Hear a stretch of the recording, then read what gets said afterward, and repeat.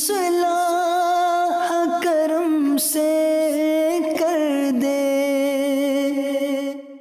अल्हम्दुलिल्लाहि रब्बिल आलमीन वस्सलातु वस्सलामु अला सय्यिदिल मुरसलीन अम्मा बअद फ़अऊज़ु बिल्लाहि मिनश शैतानिर रजीम बिस्मिल्लाहिर रहमानिर रहीम। पढ़िए अस्सलातु वस्सलामु अलैका या रसूलल्लाह व अला आलिका व अस्हाबिका या हबीबल्लाह।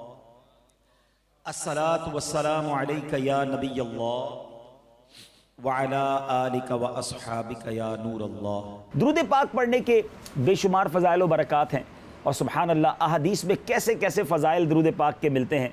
एक बड़ा ईमान अफरोज़ वाक़या जो अरबी किताबों में भी लिखा और दुरूद पाक की फ़ज़ाइल की और भी बहुत सारी किताबों में इस वाक़े को उलमा ने नकल किया कि नबी पाक अलैहिस्सलातु वस्सलाम अपने सहाबा के साथ एक ग़ज़वे में शिरकत के लिए जा रहे थे। रास्ते में एक जगह पड़ाव किया गया और वहाँ पर हुक्म दिया गया, यानी ये वक्त इंटरवल था कि सारे काफ़िले वाले अपना खाना वगैरह खा लें। अब खाना खाने के लिए सहाबा कराम ने जब अपने टिफ़िन बॉक्स या उस ज़माने में जो भी तोशादान थे वो खोले तो सहाबा कराम अलैहिम रिदवान के पास फ़कत रोटी थी, सालन नहीं था। गौर कीजिए कि ये कौन है, ये नबी पाक अलैहिस्सलातु वस्सलाम के सहाबा हैं, प्यारे आका अलैहिस्सलातु वस्सलाम के साथी हैं, मगर हाल ये है कि रोटी है, सालन नहीं है। आज हमारे फ्रिज भरे होते हैं, हमारी कबर्ड्स भरी होती हैं, हमारी बैंक में पैसे भी होते हैं, मगर फिर भी ज़बान पर शिकवा होता है। थोड़ी सी कमी आ जाए तो जनाब शिकवा शिकायत शुरू कर देते हैं। ऐसा नहीं होना चाहिए। सहाबा कराम की ज़िंदगी, नबी पाक अलैहिस्सलातु वस्सलाम की ज़िंदगी हम सब के लिए बड़ी शानदार, यूँ समझिए कि वो नमूना है कि हमें भी मुश्किल वक्त में अल्लाह की रज़ा पर राज़ी रहना। शायर लिखते हैं ना, ज़बां पर शिकवाए रंजो अलम लाया नहीं करते, ज़बां पर शिकवाए रंजो अलम लाया नहीं करते, नबी के नाम लेवा गम से घबराया नहीं करते। अब रोटी थी, सालन नहीं था, सब्र था। तो अब सहाबा किराम अलैहिम रिदवान ने देखा कि एक शहद की मक्खी बड़े ज़ोर ज़ोर से सरकार दो आलम सल्लल्लाहु अलैहि वसल्लम के पास आकर भुनभुना रही थी। अब साहबी रसूल अर्ज़ करते हैं कि हुजूर ये मक्खी क्यों शोर मचा रही है, वो क्या कह रही है। सुभान अल्लाह, सहाबा का अकीदा देखें कि वो ये जानते हैं कि मेरे आका जानवरों की बोलियाँ भी जानते हैं। नबी पाक अलैहिस्सलातु वस्सलाम ने फरमाया कि ये कह रही है कि मक्खियाँ बेकरार हैं इस वजह से कि सहाबा इकराम के पास सालन नहीं है, हालांकि यहाँ करीब ही गार में हमने शहद का छत्ता बनाया हुआ है, वो कौन यहाँ लाएगा, हम इसे उठाकर तो नहीं ला सकती। नबी पाक अलैहिस्सलातु वस्सलाम ने फरमाया, ए अली करमल्लाहु तआला वजहुल करीम, मक्खी के पीछे पीछे जाओ और शहद ले आओ। मौला अली उसके पीछे गए, गार के अंदर से एक शहद का छत्ता ले आए। सहाबा अब रोटी के साथ साफ शफाफ लजीज मीठा शहद खा रहे हैं। फिर मक्खी भुनभुनाने लगी। साहबी नर्स किया, हुजूर अब ये क्या कह रही है। तो प्यारे आका अलैहिस्सलातु वस्सलाम ने फरमाया, मैंने इससे एक सवाल किया है, ये उसका जवाब दे रही है। सुभान अल्लाह, नबी पाक समझ भी रहे हैं और कलाम भी फरमा रहे हैं। अब मैंने, प्यारे आका अलैहिस्सलातु वस्सलाम फरमाते, मैंने इससे पूछा कि तुम्हारी खुराक क्या है। मक्खी कहती है कि पहाड़ों बयाबानों में जो फूल होते हैं वो हमारी खुराक है। मैंने पूछा, फूल तो कड़वे भी होते हैं, फीके भी होते हैं, बदमज़ा भी होते हैं, मगर तेरे मुंह में जाकर निहायत शीरीं और साफ़ शहद कैसे बन जाता है। अच्छा, ये प्रैक्टिस हमने भी की होगी, डॉक्टर साहिबान जो बैठे हैं उन्होंने भी ज़िंदगी में कभी गुलाब की पत्ती खाई होगी, तो इट्स ओके, वो खाया जाता है। मगर चंबेली या मोतिया खाएं तो वो तो बहुत कड़वा होता है, लेकिन शहद तो इतना मीठा कि नाम ले तो मीठा हो जाए। सुभान अल्लाह। तो अब उस मक्खी ने जो बात की वो बड़ी ज़बरदस्त है। वो कहती कि या रसूल अल्लाह सल्लल्लाहु अलैहि वसल्लम, हमारा एक अमीर और सरदार है, हम उसके ताबे हैं। जब हम फूलों का रस चूसती हैं तो हमारा अमीर आपकी ज़ाते अक़दस सल्लल्लाहु अलैहि वसल्लम पर दुरूद पढ़ना शुरू कर देता है। आका हम भी उसके साथ मिलकर आप पर दुरूद पढ़ती हैं। तो बदमज़ा कड़वे फूलों का जो रस है वो दुरूद पाक की बरकत से शहद जैसा मीठा हो जाता है और शहद जैसी शिफा वाली चीज़ बन जाता है। अल्लाह अकबर। ऐ मेरे मीठे इस्लामी भाइयों, सुभान अल्लाह, आज साइंस आज कहती है, कुछ साल 100 सालों पहले ही तहकीक हुई ना कि शहद में शिफा है, शहद बीमारियों से बचाती है। लेकिन नबी पाक अलैहिस्सलातु वस्सलाम की ये हदीस पाक ये वाक़या में बता रहा है कि ये शहद शिफा वाला क्यों है, ये बनता किससे है। सुभान अल्लाह, ये बनता है नबी पाक अलैहिस्सलातु वस्सलाम पर दुरूद पाक पढ़ने की बरकत से। अच्छा, एक और बड़ी खूबसूरत बात, जो हनी है, शहद बनता कैसे है, जो गाँव के लोग हैं वो भी जानते हैं। और कुछ अर्सा पहले मुझे भी मदनी काफ़िले में जब एक बार ऑस्ट्रेलिया जाने का मौका मिला तो मैं एक फॉर्म इस्लामी भाई का था, हम उसमें गए थे, तो हमने उसमें देखा कि जो फॉर्मिंग की जाती है शहद, जिसको फार्मी शहद कहते हैं, तो मैंने उनसे पूछा ये कैसे एक बॉक्स के अंदर आप इतनी सारी मक्खियाँ जमा कर लेते हैं और ये शहद बन जाता है। तो उन्होंने बताया कि पूरे शहद के छत्ते का जो मामला है ना, वो सब का सब मदार है, गिर्द घूमता है। इसका फ़लसफ़ा यह है कि एक क्वीन बी, मलका मक्खी होती है, अगर वो लाई जाए, किसी भी बॉक्स में छोड़ दी जाए, तो उसकी रेडियल से, इसके सिग्नल से आसपास की मक्खियाँ इसके पास आ जाती हैं। कुदरत का निज़ाम देखें कि एक मक्खी से गोया शुआएं निकलती हैं या सिग्नल्स निकलते हैं, और बाकी आसपास की मक्खियाँ उसके ताबे हो जाती हैं और वो फूलों का रस चूस चूस कर इस डब्बे पे जमा करना शुरू कर देती हैं। मैंने कहा अच्छा इसको खाली करना हो तो क्या करते हैं? कहा हमें कुछ नहीं करना होता, हम वहाँ से क्वीन बी, मलका मक्खी को निकाल देते हैं, ऑटोमेटिकली सारी मक्खियाँ डिस्पर्स हो जाती हैं, वो चली जाती हैं, शहद का छत्ता खाली हो जाता है। अब जब ये तहकीक हम आज पढ़ते हैं, ये 1400 साल पहले मक्खी कह रही है या रसूल अल्लाह सल्लल्लाहु अलैहि वसल्लम हमारा एक अमीर होता है। आज साइंस कहती है ना कोई क्वीन बी होती है, कोई मलका मक्खी होती है, उसने तो पहले ही कहा था हमारा कोई अमीर होता है, और आका वो आप पर दरूद पढ़ता है, उसकी बरकत से हम भी दरूद पढ़ना शुरू कर देते हैं।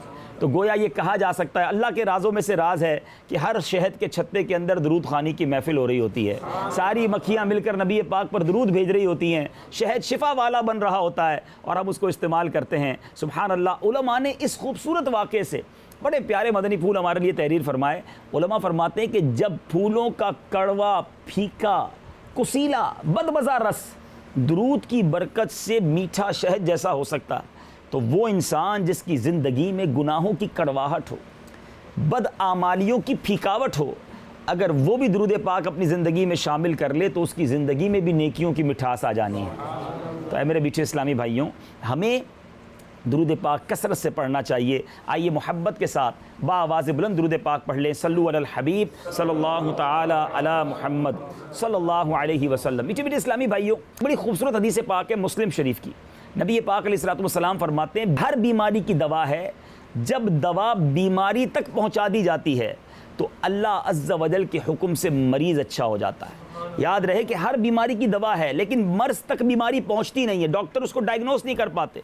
आपने देखा होगा पहले डिजीज़ आती है, फिर कुछ अरसे बाद उसका इलाज आता है। बेसिकली इलाज दुनिया में ही मौजूद होता है, उस दवा तक हम पहुंच नहीं पाते। और सुभान अल्लाह, इस्लाम में तिब, इलाज, डॉक्टरी के बारे में क्या शानदार कॉन्सेप्ट मौजूद है।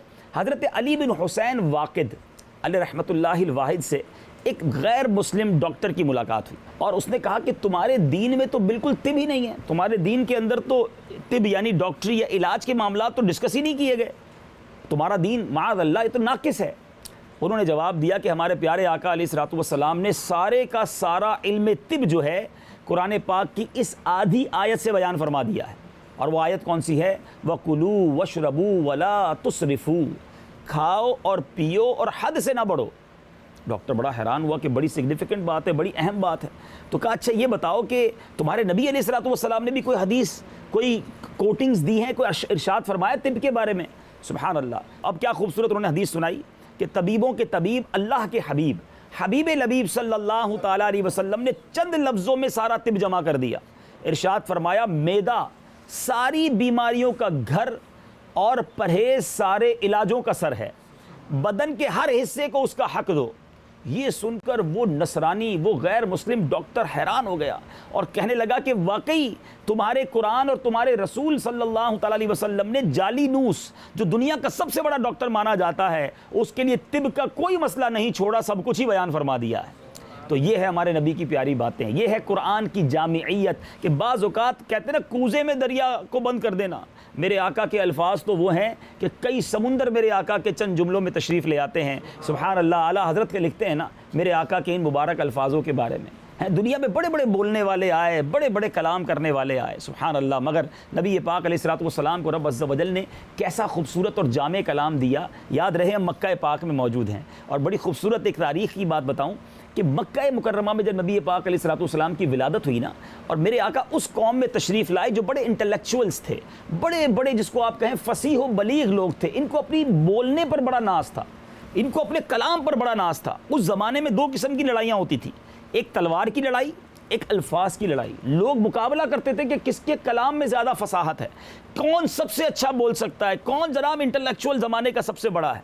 ये काबा शरीफ जिसको आज आप देख रहे हैं, ये पहले एक तरह से एग्जीबिशन वॉल था। इस पर लोग अपने अपने कलाम आकर लगाते थे कि दुनिया में सबसे अच्छा कलाम हमारा है, जिसका टॉप ऑफ द लेवल होता उसका कलाम रह जाता, बाकी लोग उतार के ले जाते। ऐसे लोगों में नबी पाक अलैहिस्सलातु वस्सलाम की आमद हुई तो रब अज़्ज़ व जल ने मुस्तफ़ा करीम अलैहिस्सलातु वस्सलाम को कुरान अता फरमा दिया। जब मेरे आका कुरान की आयतें पढ़ते तो लोग हैरान हो जाते और मानने पर मजबूर हो जाते कि ये किसी बशर का कलाम नहीं है। और फिर नबी पाक के खुद जो फरामीन हैं, खुद जो मेरे आका की हदीसें हैं, सुबहान अल्लाह, भी आपने हदीस सुनी कि मुख्तसर हदीस में क्या कुछ बयान फरमा दिया। सरवर कायनात अलैहिस्सलातु वस्सलाम के इन्हीं जामे कलिमात के बारे में इमाम इश्क व मोहब्बत आला हज़रत लिखते हैं ना, मैं निसार तेरे कलाम पर। उस ज़माने में बहुत बहुत बड़े बड़े बोलने वाले थे। ज़रा उस कॉन्सेप्ट को याद रखिएगा, उस कॉन्टेक्स्ट में इस बात को समझिएगा कि उस ज़माने में लोग कैसे थे। मैं निसार तेरे कलाम पर, मिली यूं तो किसको ज़बान नहीं, वो सुखन है जिसमें सुखन ना हो, वो बयां है जिसका बयां नहीं।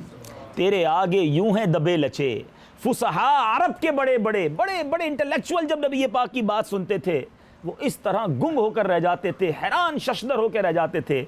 आला हज़रत लिखते, तेरे आगे यूं हैं दबे लचे फुसहा अरब के बड़े बड़े, कोई जाने मुंह में ज़बान नहीं, नहीं बल्कि जिस्म में जा नहीं। तो सुभान अल्लाह, उन्हीं आका के फरामीन हम समझ रहे हैं। मैंने एक और पहलू की तरफ भी तवज्जो दिलानी है मेरे मीठे इस्लामी भाइयों, क्योंकि इंसान जो है ना अपने दिल के बारे में बिलखुसूस बड़ा फ़िक्रमंद रहता है कि हार्ट डिजीज़ ये काफ़ी डेंजरस होती हैं।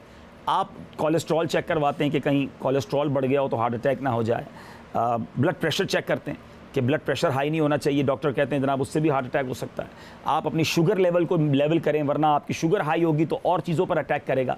बहुत अच्छी बात है, अपनी सेहत का ख्याल रखना बहुत अच्छा है। और डॉक्टर्स बहुत स्टडी करते हैं, कई सालों की प्रैक्टिस के बाद जाकर एक माहिर डॉक्टर बनता है और उसको ये बातें समझ आती हैं। वो सिम्टम्स के ज़रिए, लेबॉर्ट्री टेस्ट के ज़रिए डायग्नोस करते हैं कि मरीज़ को क्या प्रॉब्लम है। बहुत अच्छी बात है, अगर अच्छी नीयतों के साथ है तो कार्य सवाब भी है। लेकिन सवाल यह है कि दुनियावी अमराज, इसका एंड रिजल्ट क्या है? अगर किसी का इलाज ना हो सके या बेचारा वो अपने आप को कंट्रोल नहीं कर सकता तो एंड ऑफ द डे क्या होगा? उसकी हार्ट अटैक हो जाएगा, जान चली जाएगी। ठीक है ना, वाकई नुकसान है। लेकिन जिन डिजीज़ की आज मैंने बात करनी है, जिन बातनी अमराज को उलमा ने डिफ़ाइन किया और इन्फसाइज किया, उसको उसकी इंपॉर्टेंस बयान की कि ये वो अमराज हैं जो दिल के साथ लगे होते हैं और नॉर्मली उसके बारे में कोई जानना भी पसंद नहीं करता।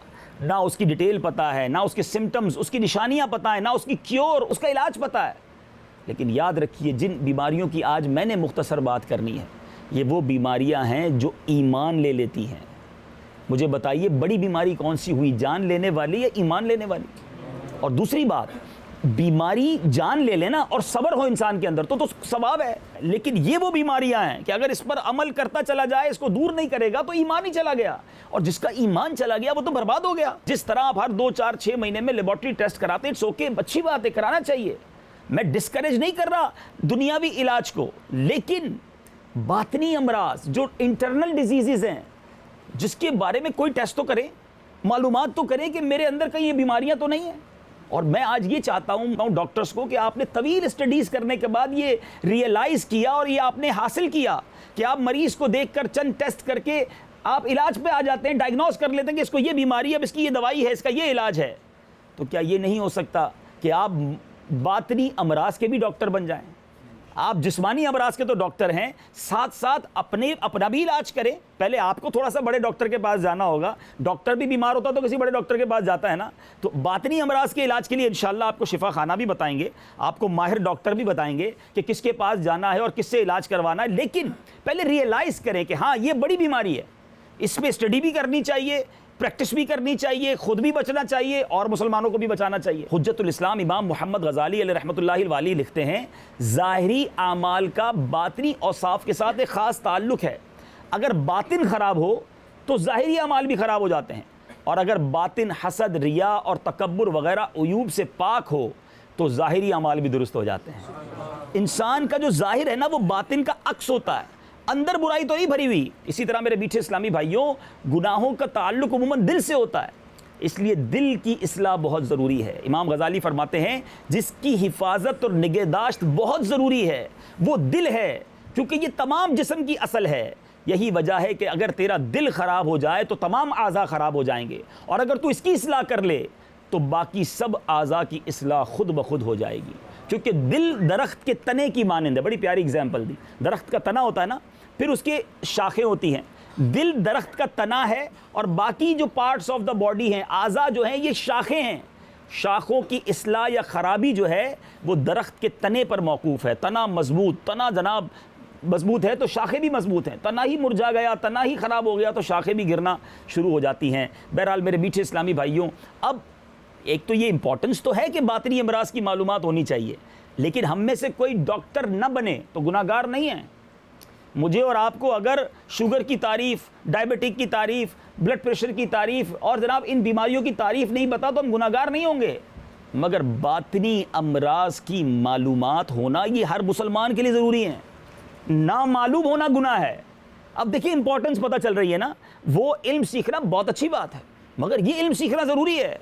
मुजद्दिद दीन व मिल्लत आला हज़रत फरमाते हैं फतावा रज़विया शरीफ में, मुहर्रमात बातनिया यानी बातनी ममनुआत, मसलन तकब्बुर, रिया, उजुब, हसद, इनका इल्म और इनके मुआलिजात यानी इलाज का इल्म भी हर मुसलमान पर अहम फ़राइज़ में से है। अब बताइए, मैं हाथ नहीं उठवाऊंगा, बड़ी बड़ी डिग्री होल्डर हो सकता है आज मेरा बयान सुन रहे हों। किसी ने जनाब MBBS किया होगा, किसी ने PhD किया होगा, किसी ने बड़ी बड़ी डिग्रियां हासिल की होंगी, किसी ने यूरोप और अमेरिका और UK जाकर डिग्रीज हासिल की होंगी। मैं आप सबसे सवाल करना चाहता हूं कि वो तमाम उलूम आपने सीखे, मगर ये फ़र्ज़ है और सिर्फ डॉक्टर्स पर नहीं, हम सब पर यह फ़र्ज़ है।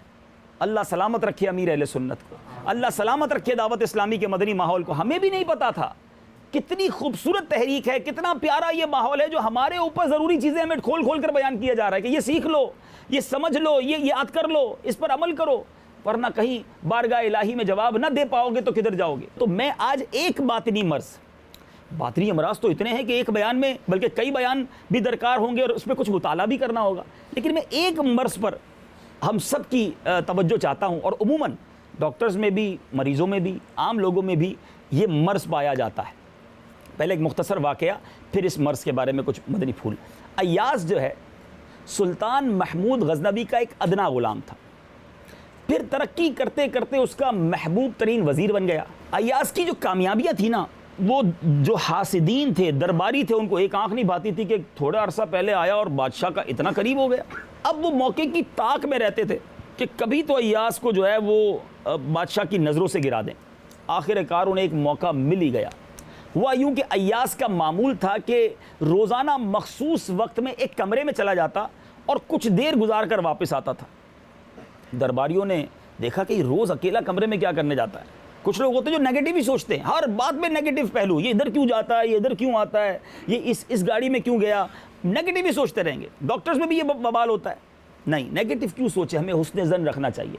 अब उन दरबारियों ने महमूद गज़नवी के कान भरना शुरू किए कि अय्याज़ ने ख़जाने में से बहुत सारा माल खुर्द बुर्द करके अपने कमरे में छुपा रखा है। रोज़ जाता है और अपना शाही ख़जाने में जो है ना ताला लगाकर माल वगैरह गिनता रहता है। अच्छा, महमूद को हालांकि अय्याज़ पर बड़ा एतमाद था, मगर फिर भी दरबारियों को मुतमईन करने के लगा चलो चलते हैं। अब वो वज़ीर तो बड़े खुश हो गए कि अब कमरा टूटेगा, ताला टूटेगा, अंदर से जो माल है वो बाहर निकलेगा। गए, दरवाज़े का ताला तोड़ा गया और वज़ीर को जो है वो बादशाह ने ये कह भी दिया कि अंदर जो माल मिले वो सारा तुम्हारा है। दरवाज़ा तोड़ा, जब अंदर गए खुशी खुशी अय्याज़ के कमरे में सारे घुस गए। देखा कि वहाँ पुराने बोसीदा लिबास और चप्पलों के सिवा कुछ नहीं था। दरबारियों की तो आंखें फटी की फटी रह गईं कि अब बादशाह का इतना मुकर्रम वज़ीर बड़ा वेल सेट है, मगर ऐसे कमरे में रोज़ जाता है जब फटे हुए चप्पल और पुराने कपड़े पड़े। तो जब अय्याज़ से पूछा गया कि ये क्या मामला है, ये तुम रोज़ इस कमरे में जाकर क्या करते हो, कमाल का जवाब दिया। अय्याज़ कहता है कि ये मेरी ग़ुलामी के दौर की यादगार है, जिन्हें देखकर मैं अपनी औकात याद करता हूँ। रोज़ जाता हूँ और अपने आप को गोया याद दिलाता हूँ कि पहले तू ये कपड़े पहनता था, अगर आज बादशाह का करीब हो गया तो अपनी औकात ना भूलना, ये चप्पल थे तेरे, ये लिबास था तेरा। मैं तकब्बुर और गुरूर में मुब्तला नहीं होता, इस बिना पर अपनी औकात को याद करता हूँ इस कमरे में जाकर। ये सुनकर महमूद अपने वफ़ादार वज़ीर अय्याज़ से और ज़्यादा मुतासिर हो गया और हासिदीन का मुँह काला हो गया। दो बातें सीखने को मिली इस वाक़े से। गुरूर, तकब्बुर, अचानक कोई नेमत मिल जाती है, गरीब आदमी दुआ करता है अल्लाह माल दे देता है, आदमी को पूछता नहीं था उसको अल्लाह अचानक शोहरत दे देता है। होना क्या चाहिए था, औकात याद रखनी चाहिए थी। मैं क्या था, रब ने क्या बना दिया। अल्लाह ने बनाया, मैं अब तकब्बुर किस बात का करूं, मैं घुमंड किस बात का करूं? अल्लाह की मेहरबानी। मैं छोटा सा डॉक्टर था, जनाब मेरे पास 4 मरीज आते थे, आज अल्लाह ने पूरे वतन में मेरा नाम कर दिया। आज लोगों की लाइनें लगी हैं, अपॉइंटमेंट लेने के लिए लोग मेरे पास आते हैं। ये अल्लाह की मेहरबानी है। अल्लाह ने तुम्हारे हाथ में शिफा दी है, इसलिए मरीज आ रहे हैं। इसका मतलब ये नहीं कि गुरूर और तकब्बुर करना शुरू कर दो। बंदा आजजी का पैकर रहे। कुरान में अल्लाह फरमाता है ला इन शकरतुम ला अज़ीदन्नकुम, तुम मेरा शुक्र अदा करो मैं तुम्हें और अता करूंगा। शुक्र करते रहें। आपसे कोई ऑपरेशन अच्छा हो गया, या अल्लाह तेरी मेहरबानी तूने करवा दिया। जनाब कोई दवाई दी, मरीज ठीक हो गया, या अल्लाह तेरी करम नवाजी, मेरी कोई औकात नहीं थी। शुक्र अदा करते जाओ, अल्लाह और बरकत देगा। गुरूर और तकब्बुर को अपने पास ना आने दें। अब दूसरी बात जो इस मेरा मौजू है, हसद। ये जो हसद है ना, जो इन वजीरों को था, इन दरबारियों को था, वो देख नहीं सके कि अय्यास बादशाह के करीब क्यों चला गया। और ये हसद मेरे मीठे इस्लामी भाइयों, ये ऐसी बीमारी है कि कई लोगों के दिलों में है और उन्हें पता भी नहीं है। आज हसद के बारे में चंद मदनी फूल देने। पहले हसद कहते किसको है? What is the definition of jealousy? हसद की तारीफ क्या है? किसी की दीनी या दुनियावी नेमत के जवाल, यानी उससे छिन जाने की तमन्ना करना। यानी आप किसी दोस्त के पास कोई बहुत बड़ी नेमत है, अब डॉक्टर्स हैं, गौर कर लें कि किसी डॉक्टर का बड़ा नाम हो गया है, किसी का पहले छोटा सा क्लिनिक था, अब हॉस्पिटल बन गया है। अच्छा जनाब कोई छोटा सा कारोबारी था, उसकी फैक्ट्री लग गई है, बंदा बड़ा गरीब सा था, अल्लाह ने बड़ा माल दे दिया है, शोहरत हो गई, कोई भी नेमत मिली। अब अगर आपके दिल में ये ख्वाहिश है कि ये नेमत छिन कर मुझे मिल जाए या मुझे ना मिले तो इसकी तो तबाह हो जाए, इससे छिन जाए, ये हसद है। जिससे हसद किया जाए वो महसूद है, और जो हसद करता है उसको क्या कहते हैं? हासिद। ये तारीफ़ याद होनी चाहिए। असल में हसद ये है। अच्छा अब मीठे इस्लामी भाइयों, हसद की मैंने 1-2 एग्जाम्पल तो दी, कुछ और एग्जाम्पल से समझ लें, जिसको आप टेस्ट कहते हैं ना डॉक्टर्स की ज़बान में, कि भाई सिम्टम्स हैं कि नहीं, निशानियां हैं कि नहीं। चंद निशानियां बताता हूं कि किसी को माली तौर पर खुशहाल देखना, और जब माली तौर पर खुशहाल देखें तो जलना, कुड़ना, तमन्ना करना कि इसके यहाँ चोरी हो जाए, डकैती हो जाए, या इसकी दुकान में आग लग जाए, और ये कोड़ी कोड़ी का मोहताज हो जाए। बाज़ लोग ज़बान से नहीं कहते मगर दिल में ये ख्वाहिश होती है। कितना बुरा दिल है उस शख्स का, ज़रा सोचो तो सही, कि मुसलमान का नुकसान चाह रहा है। अच्छा फिर किसी को आला मनसब, दुनियावी मनसब पर, दीनी मनसब पर देखें तो तमन्ना करना कि इससे कोई ऐसी गलती हो जाए, कोई ऐसी गलती करे, कोई ऐसी मिस्टेक करे कि इसका नाम बर्बाद हो जाए, ये बदनाम हो जाए ज़माने में। तौबा तौबा तौबा। कितना गंदा दिल है उस शख्स का जिसके दिल में हसद है। अच्छा ये ख्वाहिश रखना कि फ़ुला हमेशा तंगदस्ती रहे, कभी खुशहाल ना हो, इसको कभी इज्जत ना मिले, जलील ही होता रहे। मुझे सच बताएं ये कितनी बुरी ख्वाहिशें हैं। वतुइज़्ज़ु मन तशा वतुज़िल्लु मन तशा। सारा ज़माना किसी के पीछे लग जाए ना कि उसको जलील कर दे। जिसको रब ने इज़्ज़त देनी है उसको इज़्ज़त मिलनी है, जिसको रब ने नेमत देनी है उसको नेमत मिलनी है। ये हासिद अपनी आग में खुद ही जलता है। ये डॉक्टर्स को मैं एक मशवरा भी देता हूँ आपको। कुछ लोग मरीज़ आकर कहते होंगे कि हमें नींद नहीं आती, हमें सुकून नहीं मिलता, रात रात भर सोचते रहते हैं। आप उनको बेशक नींद की गोलियां दे रहे हैं, बहुत सारी चीज़ें दे रहे हैं, मगर अगर गौर करें ना, उसको थोड़ा सा इन्वेस्टिगेट करें तो वो किसी के हसद में मुब्तला होगा, वो बदगुमानी में मुब्तला होगा। ये वो बातनी अमराज हैं जो सुकून ही नहीं देते। बंदा गलत ही सोच रहा होता है किसी के बारे में, हर बार नेगेटिव सोचता है। किसी की तरक्की देखता है तो प्रॉब्लम शुरू हो जाती है, कोई तरक्की करे तो उसको जलन शुरू हो जाती है। तो कैसे नींद आएगी उसको? है मेरे मीठे इस्लामी भाइयों, जो पुरसुकून रहना चाहता है, जो रात मीठी और आसान नींद सोना चाहता है, वो अपने दिल को हसद से पाक कर दे। हमारे बुजुर्ग बड़ी अच्छी बात कहा करते थे, सबका भला सबकी खैर, सबके भले में अपनी खैर है। अल्लाह सबका भला कर दे, उनके भले में मेरा भी भला कर दे। इधर तो नारा ये हो गया सबका बेड़ा गर्क हो जाए, सिर्फ मेरी खैर हो जाए। सारे मरीज मेरे पास आने चाहिए, सारे डॉक्टर, सबसे अच्छी तनख्वाह मेरी हो, सारे डॉक्टर फारिग हो जाएं। तौबा तौबा तौबा। जो दूसरों के लिए खड्डा खोदता है ना, वो खुद ही जाकर गिर जाता है, वो बदनाम बर्बाद ही होता है।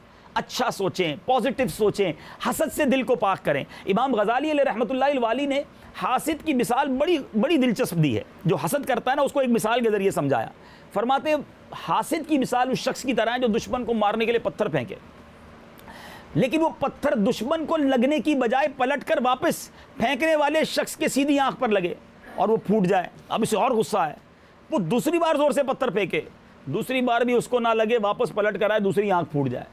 अब वो तीसरा पत्थर फेंके तो वो फिर जनाब उस पत्थर उस दुश्मन को तो ना लगे, आके सर पर गिरे और सर भी फट जाए।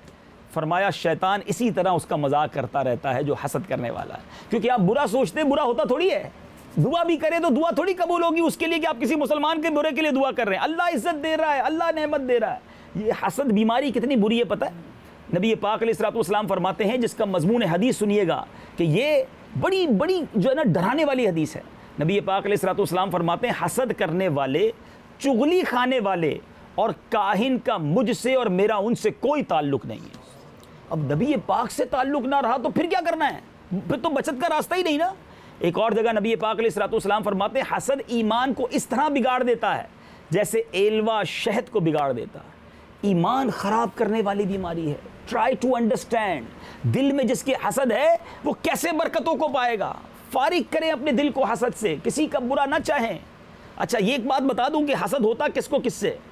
डॉक्टर को डॉक्टर से हसद होगा, डॉक्टर को इमाम साहब से हसद नहीं होगा।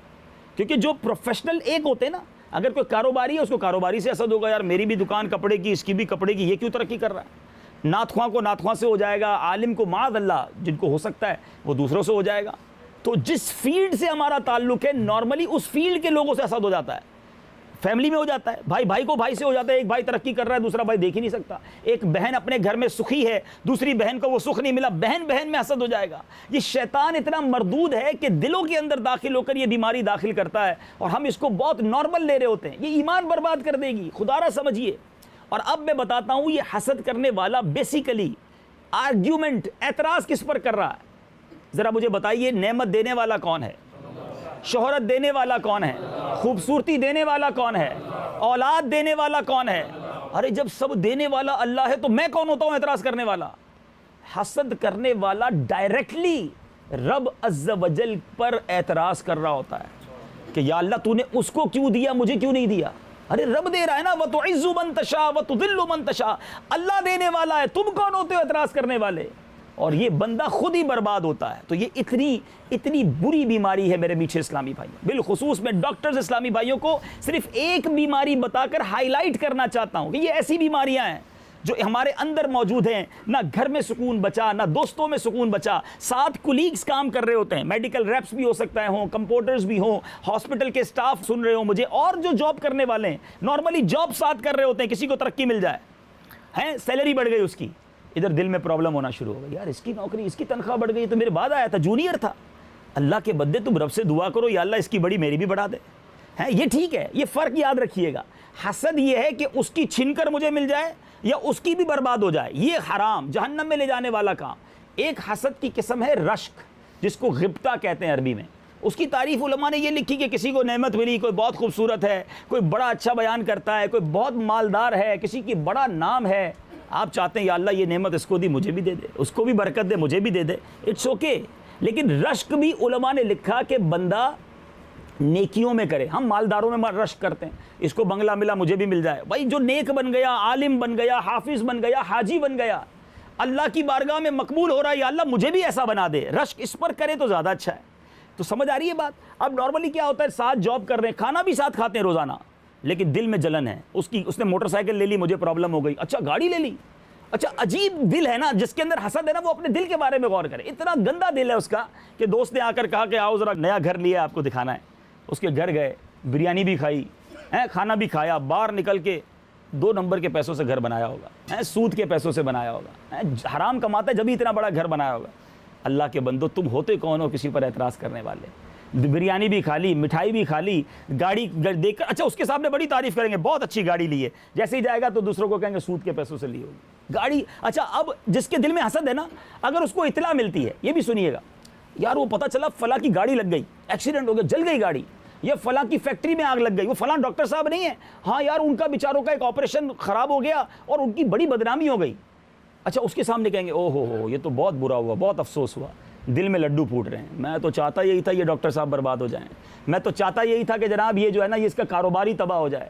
सोचिए वो शख्स जिसका दिल कितना गंदा है और वो किस तरह मुसलमानों के बारे में बुरा सोच रहा है। तो ये वो रियलाइज़ करवाना मकसूद है कि कहीं मुझे और आपको हसद तो नहीं हो गया। मैंने कुछ निशानियां बताई, 1-2 और लेबॉर्ट्री आप टेस्ट करवाते हैं ना, जो डॉक्टर साहिबान मुझे सुन रहे हैं, चलें आज एक मदनी टेस्ट मैं आपको बता देता हूं, हम सारे अपना कर लेते हैं। कोई आपकी ज़िंदगी में ऐसा है, गौर करते हैं, अब एक टेस्ट करते हैं, आपकी फैमिली में, आपके कारोबारी कोलीग्स में, गौर करें कोई ऐसा है दुनिया में कि यार जब उसको कोई तरक्की मिलती है मुझे प्रॉब्लम शुरू हो जाती है।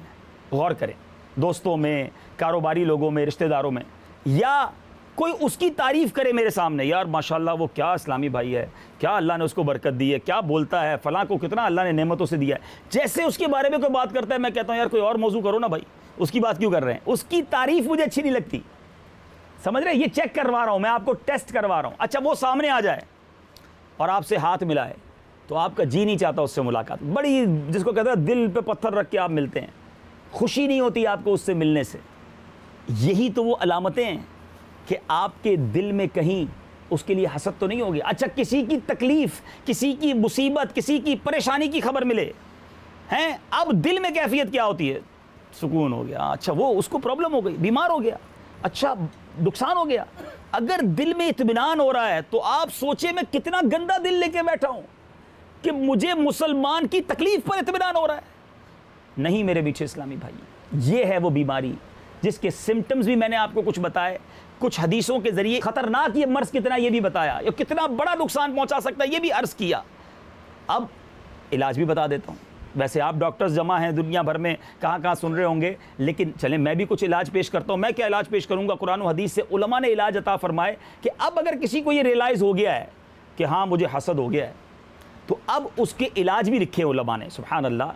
सबसे पहले तो ये कि बंदा तौबा करे, अल्लाह से तौबा करे, ए अल्लाह मेरे दिल को साफ़ कर दे, मेरे दिल को पाक कर दे। ये बातनी मर्ज तू ही दूर कर सकता है, या अल्लाह हमारे सब के दिलों को साफ़ फरमा दे, हसद से पाक कर दे, गीबत से पाक कर दे, तकब्बुर से पाक कर दे, ए अल्लाह उजूब और ख़ुद पसंदी से पाक कर दे, रियाकारी हमारे दिलों से निकाल दे, बदगुमानी निकाल दे, हमारे दिल को पाक व साफ़ करके सरकार अलैहिस्सलातु वस्सलाम के इश्क का मदीना बना दे। तो सबसे पहले तो दुआ, अपनी दुआओं में जब तक आप अपने आप को बीमार नहीं समझेंगे इलाज नहीं करेंगे। मैं मानता हूं, हम सबको ये मानना चाहिए कि हम बीमार हैं, हम गुनाहों के अमराज के मरीज़ हैं। जिस तरह आप डॉक्टर के पास जाके अपने शुगर, ब्लड प्रेशर, कमर के दर्द, सीने के दर्द, फेफड़ों के दर्द, किडनी का इलाज कराते हैं, खुदारा गुनाहों का इलाज करवाइए। ये दुनियावी बीमारियां तो मरातिब बढ़ा देती हैं सब्र करने पर, ये गुनाहों की बीमारियां ईमान बर्बाद कर देती हैं। हम सबको अपनी बीमारियों का इलाज करवाना चाहिए, तो तौबा करें। फिर बड़ा खूबसूरत उलमा ने बड़ा प्यारा अंदाज बताया कि दुआ करें। फिर इसी तरह जिससे हसद हो गया ना, अब रियलाइज़ करें कि यार फला आदमी की तारीफ़ नहीं सुन सकता, अब उसके पास जाए और उसको तोहफ़ा पेश करें। ये बड़ा मुश्किल काम है यार, जिससे जो बुरा लग रहा है उसको तोहफ़ा कैसे दूंगा। यही तो इलाज है ना। इंजेक्शन अच्छा लगता है आपको, ऑपरेशन किसको अच्छा लगता है कि काट दो डॉक्टर साहब, किसी को अच्छा नहीं लगता, लेकिन कटवाते हैं ना, हैं, इंजेक्शन लगाते हैं, ड्रिप लगाते हैं, टाँके लगवाते हैं, क्यों कि ठीक हो जाए। अब ये हसद को ठीक करना है तो दिल पर पत्थर रख के उसे तोहफ़ा दें। अच्छा फिर एक और मुश्किल काम, उसके लिए दुआ करें नमाज के बाद, हर नमाज के बाद, या जब जब मौका मिले, या अल्लाह मेरे उस भाई को और तरक्की दे। आपको उसकी खूबसूरती से प्रॉब्लम है ना, या अल्लाह उसके हुस्न में और बरकत दे। आपको उसकी शोहरत से प्रॉब्लम है, या अल्लाह इसको और शोहरत दे। आपको इसकी दौलत से प्रॉब्लम है, या अल्लाह इसको मेरे भाई को और माल दे। हालांकि बहुत भारी लगेगा ये दुआ करना कि यार उसके माल से ही तो प्रॉब्लम है मुझे, लेकिन उलमा कहते हैं जब ये दुआ करेगा ना तो अल्लाह दिल को साफ़ करना शुरू कर देगा। अच्छा फिर क्या होगा, अब उसको तरक्की मिलेगी, माल बढ़ गया उसका। आपको कोई बताएगा यार पता चला उसने क्या और फैक्ट्री लगा ली, तो अब आप कहेंगे यार मैं ही तो दुआ कर रहा हूँ, बढ़ गई तो अच्छी बात है। अब तो आपने ही तो दुआ की थी ना बढ़ने के लिए। तो ये वो इलाज हैं जो थोड़े मुश्किल हैं, लेकिन इसको करना पड़ेगा, वरना कहीं ये हसद कब्र में लेकर चले गए साथ और अल्लाह नाराज़ हो गया तो बर्बाद ना हो जाए। और अपने बयान के आखिर में एक बात और करना चाहता हूँ। मैंने बहुत मुख्तसर बयान में एक बीमारी को हाईलाइट किया है, और ये एक यूँ समझिए कि अवेयरनेस है कि कितनी ऐसी बीमारियां हैं। हसद के बाद तकब्बुर, गीबत, बदगुबानी, उजुब, खुद पसंदी, रियाकारी, ये दिल के ऐसे ऐसे अमराज हैं जिसको पढ़ना पड़ेगा, समझना पड़ेगा। तो इसके लिए कहाँ जाएँ, कौन सी लेबॉर्ट्री में टेस्ट करवाएँ, कौन से शिफा खाने में जाएँ। दुनिया का भी दस्तूर है ना कि दुनिया में भी बंदा ऐसे डॉक्टर से इलाज कराता है, लोग पूछते हैं यार मुझे ऑपरेशन कराना है, किससे करवाऊँ, तो आप कहते हैं वो फलां डॉक्टर के पास जाना, मैंने भी ऑपरेशन कराया था, इलाज बड़ा अच्छा हो गया था और कई मरीज़ ठीक हो गए हैं। तो अगर आपको गुनाहों के मर्ज से शिफा पानी है तो मैं आइए आपको हॉस्पिटल का पता बता देता हूँ। एक ऐसा हॉस्पिटल है, एक ऐसा शिफा खाना है कि जिसमें 1 नहीं, 100 नहीं, 1000 नहीं, लाखों मरीज़ों को शिफा मिल चुकी है। और जिनके जो मरीज़ भी सही होने के बाद भी आपके सामने हैं, कोई शराबी था, कोई चोर था, कोई डकैत था, कोई कातिल था, कोई जुआ खेलने वाला था, कोई बदकार था, ज़माने का सबसे बुरा आदमी था, मोहल्ले वाले परेशान थे, आज वो नमाज के लिए उठाने वाला बन गया है। ईद की नमाज ना पढ़ने वाले को मस्जिद का इमाम बना दिया गया है, हैं जिसके चेहरे पर हर वक्त फैशन रहता था, आज सुन्नतों बड़ी दाढ़ी है, सर पर इमामा है, सुन्नतों का लिबास है, लाखों लोगों को शिफा मिली है। वो शिफा खाना कौन सा है? वो शिफा खाना दावत इस्लामी का मदनी माहौल है। अच्छा, दुनिया के डॉक्टर्स के पास जाएं, हॉस्पिटल्स में जाएं तो फ़ीस भी देनी पड़ती है, हैं इलाज के लिए दाखिल होने की भी जनाब बड़ी बड़ी ख़र्चे करने पड़ते हैं। दावत इस्लामी के मदनी माहौल में आने की कोई फ़ीस नहीं है। हमारी कुछ दवाइयाँ ज़रूर हैं मगर वो कड़वी नहीं है, बड़ी मीठी मीठी दवाएं हैं। मदनी काफ़िले की सूरत में यूँ समझिए 3 दिन का 12 दिन का पूरा ट्रीटमेंट कोर्स अता कर दिया है। आप एडमिट हॉस्पिटल में होते हैं ना, हॉस्पिटल में एडमिट ना हो, 3 दिन के लिए अल्लाह के घर में एडमिट हो जाइए, 3 दिन के मदनी काफ़िले में आ जाइए, इंशाअल्लाह ज़बरदस्त ऑपरेशन हो जाएगा। अल्लाह ने चाहा बहुत सारी बीमारियाँ दूर हो जाएंगी। तो डॉक्टर साहिबान भी इस इलाज करवाने के लिए हमारे पास आ जाइए, इंशाअल्लाह अपना भी इलाज करवा लीजिए और उसके बाद नीयत कीजिए कि हम अपने मरीज़ों का जिस्मानी मर्ज़ों के इलाज के साथ साथ बातनी अमराज का इलाज भी शुरू कर देंगे। मैंने एक बात बड़ी देखी है कि मरीज़ डॉक्टर की बात बड़ी तवज्जो से सुनता है। क्या ऐसा नहीं हो सकता कि मेरे डॉक्टर इस्लामी भाई दवाई डिस्क्रिप्ट करने के साथ साथ ये भी कह दें कि 5 वक्त पाबंदी से नमाज भी पढ़ा करें, कोई एक रिसाला भी तोहफे में दे दें। 500 1000 रुपये आपकी फ़ीस होती है, 200 रुपये फ़ीस होती है, 5-10 रुपये का एक रिसाला आता है। अपनी टेबल पर अगर आप चंद अमीर अहले सुन्नत की तहरीर करदा मुबारक रिसाइल रख लें, हर मरीज़ को आप दें कि देखें दवाई भी रोज़ लीजिएगा लेकिन 5 वक्त नमाज भी आपने पढ़नी है, अल्लाह शिफा देने वाला। ये रिसाला पढ़ के अगली बार आप कहते हैं 1 महीने बाद आइएगा मेरे पास, तो ये भी कह दीजिएगा रिसाला पढ़ के आइएगा, इससे भी सवाल करूँगा। क्या पता आपका रिसाला देने की बरकत से कोई नमाजी बन गया, कोई गुनाह छोड़ने वाला बन गया, गीबत छोड़ने वाला बन गया, आपका इलाज भी चलता रहा, जिस्मानी इलाज भी चलता रहा, बातिनी अमराज का इलाज भी चलता रहा। एक हदीस सुनाकर अपनी बात को ख़त्म करता हूँ कि आप जो मरीज़ों का इलाज करते हैं, सुभान अल्लाह, इसको अल्लाह की रज़ा समझ कर करें, मरीज़ों की खैर खाही करें, उनसे इतनी फ़ीस ना लें और बार बार ना बुलाएं। बड़ी गुर्बत है, बड़ी परेशानी है, लोग कर्ज़े ले लेकर कंगाल हो जाते हैं इलाज कराते हुए। खुश नसीब है वो डॉक्टर, बल्कि वो तमाम इस्लामी भाई। आखिरी हदीस नबी पाक अलैहिस्सलातु वस्सलाम फरमाते हैं, कुछ लोग ऐसे हैं जिन्हें अल्लाह अज़्ज़ व जल ने लोगों की हाजतें पूरी करने के लिए पैदा फरमाया। हाय हाय हाय, जब मैंने ये हदीस सुनी ना, कमाल की हदीस है कि अल्लाह ने कुछ लोगों को पैदा इसलिए किया है कि वो बंदे की हाजतें पूरी करते हैं। आका फरमाते हैं लोग हाजत के वक्त उनसे रुजू करते हैं, यही वो लोग हैं क़यामत के दिन अल्लाह अज़्ज़ व जल के अज़ाब से महफूज होंगे। ऐ डॉक्टर इस्लामी भाइयों, आप इस फजीलत को पा सकते हैं, आप हाजतें पूरी कीजिए। नहीं है मर्ज़, बेचारे के पास पैसे नहीं है, रियायत कीजिए, ज़्यादा टेस्ट लिख कर ना दीजिए, बार बार ना बुलाइए। ऑपरेशन की ज़रूरत नहीं है तो ऑपरेशन ना कीजिए, अच्छी खैर खाई कीजिए, अच्छा मशवरा दीजिए। अल्लाह अज़ाब दूर फरमा ले, मुझे और आपको जन्नत में दाखिल कर दे। क्या पता आज मैं किसी मरीज़ का भला कर दूँ, वो हाथ उठाए अल्लाह से, अल्लाह मेरे अमराज दूर कर दे, मेरी मग़फ़िरत फरमा दे।